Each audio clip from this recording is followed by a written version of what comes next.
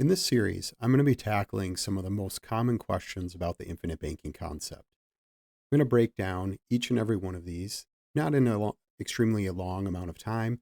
We're going to take a look at each one and try to answer some of these questions to help give you the most informed aspects and layout for you to make the best decision possible. You've probably heard it before: buy term and invest the difference. In this case, I understand where that question comes from. So often, many people are saying, isn't whole life a bad investment? Well, first and foremost, it's not an investment. Uh, any insurance product is not an investment. It is a protection-based product in general. However, in the case of the infinite banking concept, we are using a dividend-paying whole life insurance contract as a way of capital accumulation. Now, there's actually a lot of different reasons for it.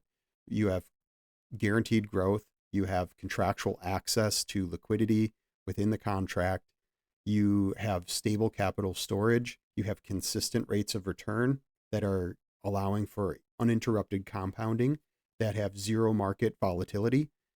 You also have liquid access, as I mentioned before, tax-deferred growth, tax-free transfer of those funds in the event of somebody's passing, creditor protection, and of course, control. And those are the reasons why we are using dividend-paying whole life insurance for the infinite banking concept. It is simply a tool that we use as part of this process.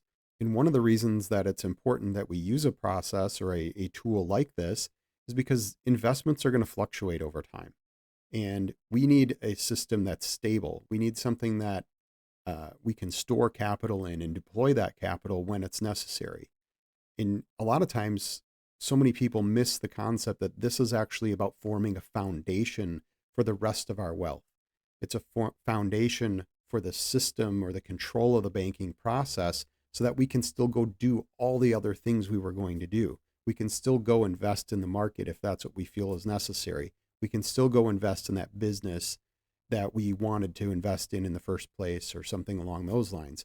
There's lots of different ways that it can still be utilized.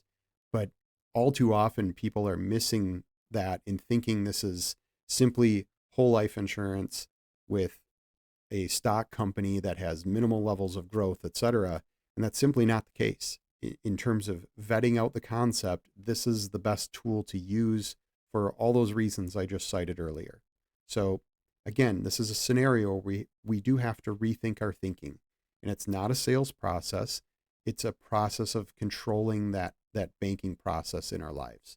So rethink your thinking, think about forming that foundation.